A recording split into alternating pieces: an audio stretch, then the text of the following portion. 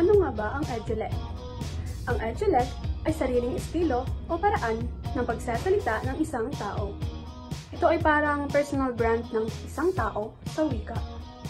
Kahit parehong lingwahe ang sinasalita, iba pa rin yung tono, paboritong salita, bagal o bilis magsalita, at kung paano binubuo ang pangungusap. Ang EduLec ay madalas makikita natin sa mga leader, artista, at ang mga sikat na vlogger. Ito ay nakakatulong para sila ay makilala agad kahit na hindi sila nakikita. Ang halimbawa ay ang mga sumusunod. Bigla kang sumakses eh. Dito step by the step pala. Kapag narinig natin ang linyang iyon, agad nating naiisip ang famous TikTok meme na si Ninya. Halimbawa rin dito ay ang famous line ng aktres na si Ropa May Quinto. Okay, go, go, go! Fight, fight, fight! Sa madaling salita, ang EduLec ay nagsisilbing tatak ng pagkatao sa paraan kung paano siya nagsasalita.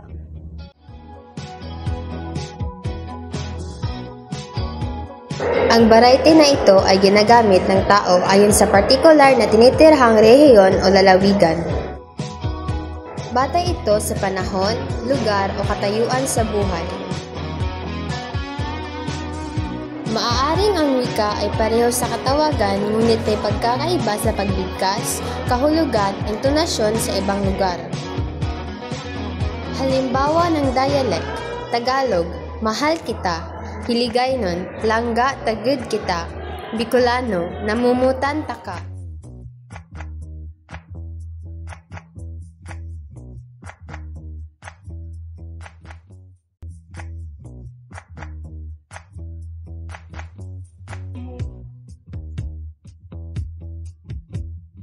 Dito naman tayo sa social. Ano ba ang social? Isang barasyon ng wika batay sa katayuan ng tao sa lipunan o grupong kinabibilangan. Ito ang uri ng wikang pansamantala lamang. Kapansin-pansin ang mga tao na nagpapangkat-pangkat batay sa ilang katangian tulad ng kalagayang panlipunan, paniniwala, oportunidad, kasarian, edad at iba pa.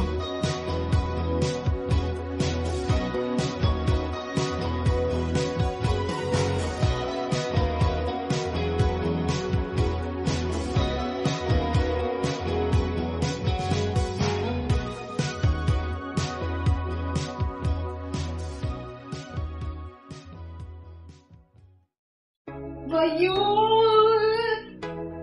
Ang boto ay mano, pero hindi pa rin ako makabit over sa kanya. Like, parang bangga pa mo yung subscription siya sa utak ko. Kaloka ka, Ting. Bubunis lagi. Huwag kang patapit dyan sa isang feeling. Hanap ka na ng bagong account para ma-reset ang mukha. Pero bakla, gabi siya makarelate sa puso ko. Kahit mag-scroll ako sa TikTok, mukha niya pa rin nakikita ko, guys. Girl, stop na ka-stalking kay maloka ka lang. Remember ba yun? Ikaw ang main character. Sila ang side quest. May character talaga. Pero bakit parang sana ako sa life niya? Hello, Ting. Ikaw ang bida. Mga supporting cast lang yan. Laban lang. Beauty ba lang sabat na?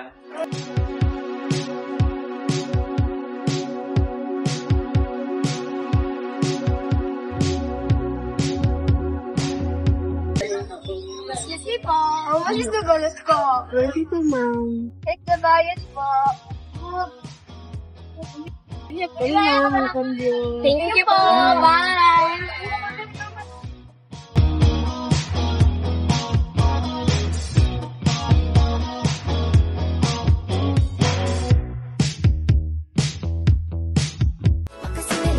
Simple lang sa'yo. Kinukonsyaba na lahat ng kabarkada. Napapansin mo bang dalas makasalubong ka? Kahit na magpigil, ako ay nanggigigil. Ano pa bang magagawa? Ikaw ay feel na feel. O hihikain yata ang tinamaang bata. Para lang sa sulyap mo, ako'y mamamanata.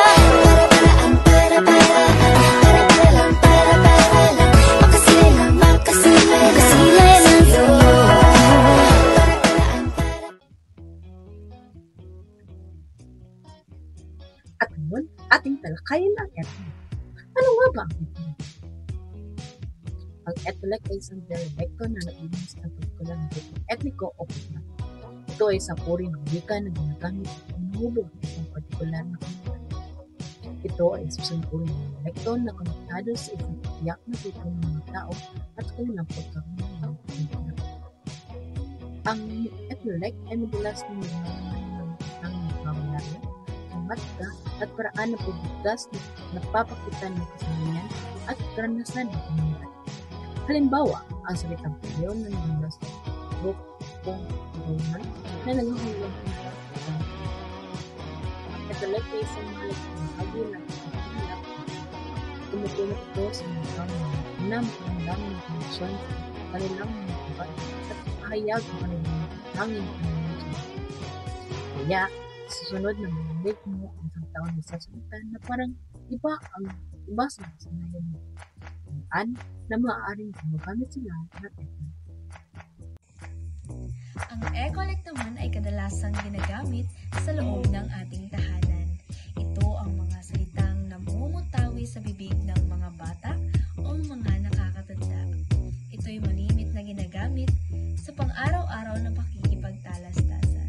Ang halimbawa na lamang nito ay ang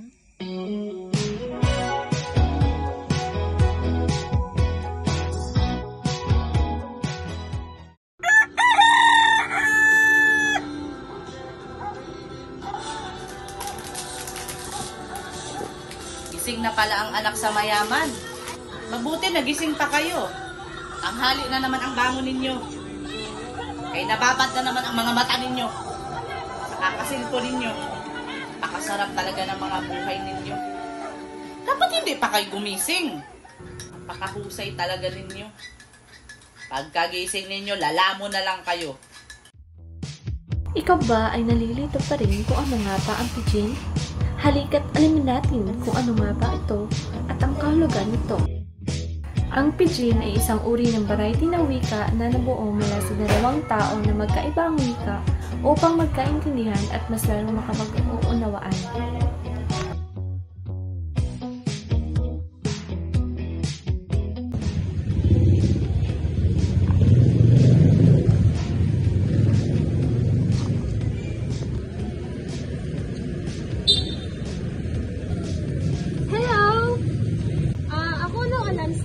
Ako hanap simbahan. Simbahan. Straight ka lang at lumiko ka sa kanan.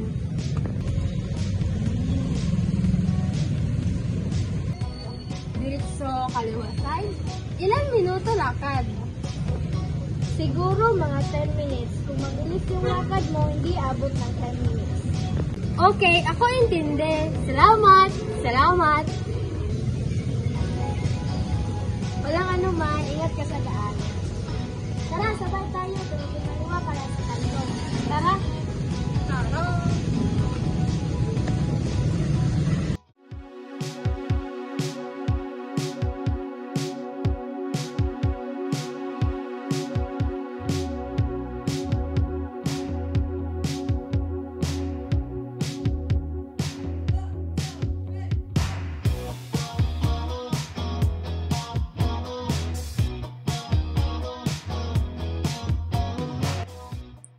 Buenos días, señor. ¿Quiere comprar un pesco?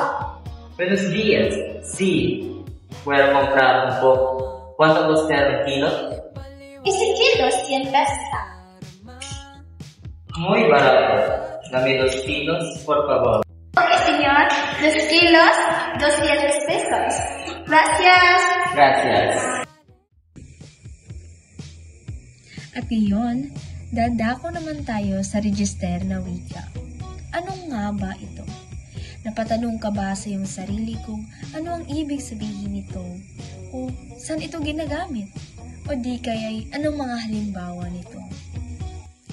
Ang register na wika ay isang termino o salita na maaaring magkaroon ng iba't ibang kahulugan ayon sa larangan o disiplinang pinaggagamitan nito.